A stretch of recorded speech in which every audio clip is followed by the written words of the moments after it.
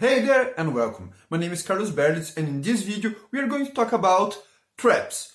Mostly in Dungeons and Dragons, but that is also applicable for other role-playing games because, as you're probably already aware, my style is much more vague and evocative, like loose and evocative, like also Dale from Monarch's Factory. In a previous video that you can check here, we talked about puzzles and riddles and how they interact and how you should create them for your party. But now we are focusing more in the trap itself. So what happens if you either do not get the puzzle right or do not get the riddle right? Usually riddles are not a trigger for a trap. They are more something to unlock a door. But you can also have a trap to be triggered by not answering correctly either a riddle or for putting the incorrect solution for a puzzle. Continuing in this same ballad, we must be aware that every trap must have a reason, like why the trap is there. If it's usually to prevent someone or something or a group of achieving or reaching some place or getting something. You can see in Indiana Jones you have many of examples of traps. Usually they are to prevent people to arrive at some place. As Dale mentioned, also you have the classic one is from the Egyptians that you have traps to avoid people to arrive at the treasure. But you also can have some to avoid people to arrive in some place, not because of the treasure itself, but because you do not want anyone to get inside your keep or your fortress in any way. So you need to be aware of the reason that you're putting the trap there and how will then this trap work. One thing that I think is very important or helps to flesh out a dungeon that you're having traps there is to have some traps that were already triggered and were not back into place. Mainly if it is some kind of ruins, you can then think in some ideas of some traps that were triggered and some people that are, or creatures that are already dead there, or that will then give this idea for your players of the danger and that to be aware of some traps.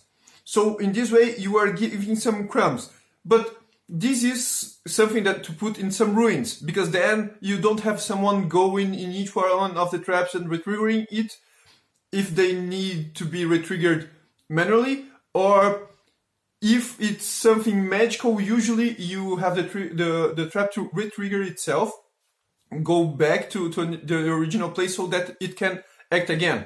This is something important to think as well in the mechanics of the trap.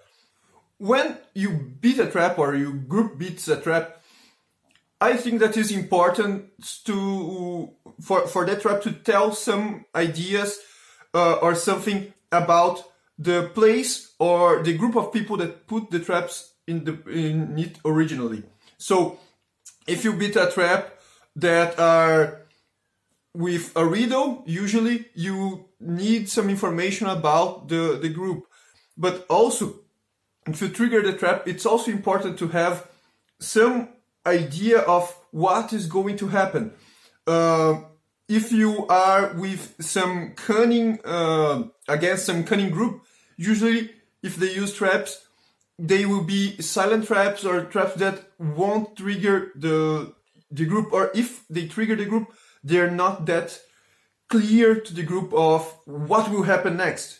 But if you are against a group of more crude people, usually these traps will be something much more direct, like pit opens or something comes from the ceiling to hit you like a big mass or something like that, big mace. So you need to be aware of what the group that is putting the traps in place in the first place, how they thought about the traps and which kind of adversaries they were looking for, because this is also important. If they were looking to avoid every kind of people or some petty thieves or something like that, this will also change the effort that they would put into these traps. One common critique in particularly 5th edition is the passive perception and passive investigation. So what I think about it is that you should let players find stuff with their passive values, mainly perception and investigation, but in a way that you will use it in some other times when you do not have just traps, that will allow the players to find some odd things in the wild. Mostly, in the most part of the time, it will be positive things that they can investigate and learn something, but they are not dangerous, or even they are items, they are loot that they can get, so that when they use that passive perception, passive investigation in some place that has a trap or something that is dangerous, it will not automatically alert them and put them in danger mode. They will be aware that something is odd, and then they can investigate it.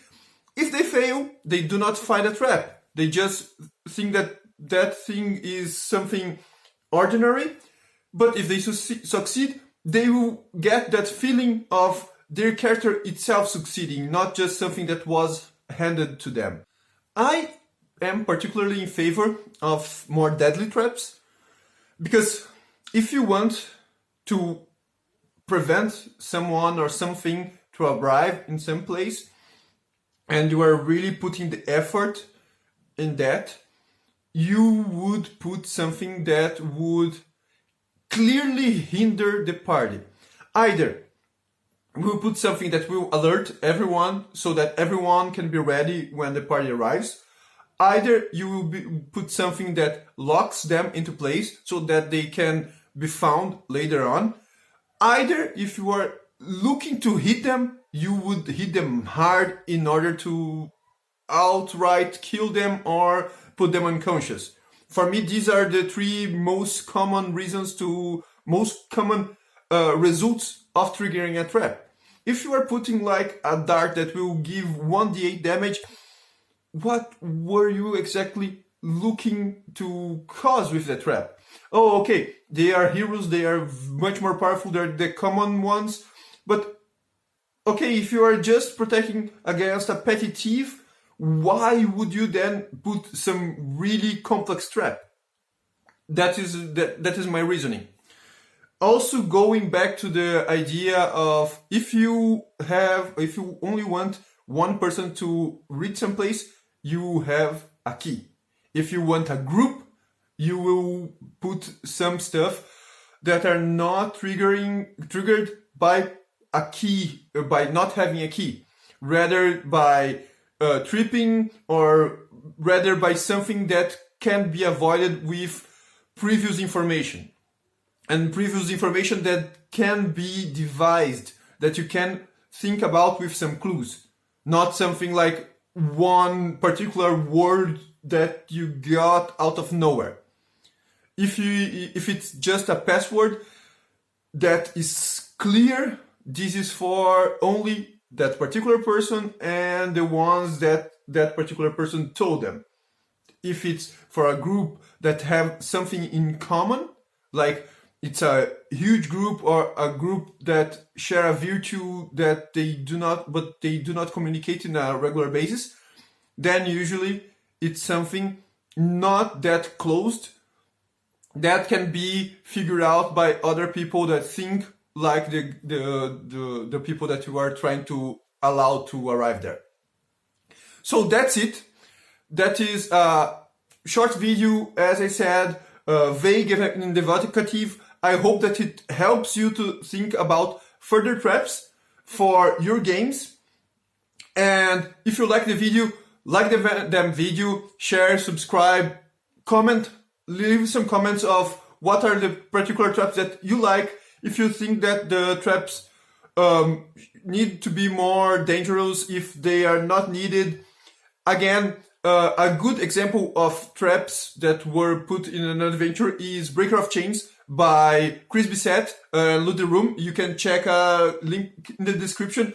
I've also put newest race, new available race for D&D 5th edition, and check it out. The link will also be in the description. And I will hope to see you in the next video. So, see ya!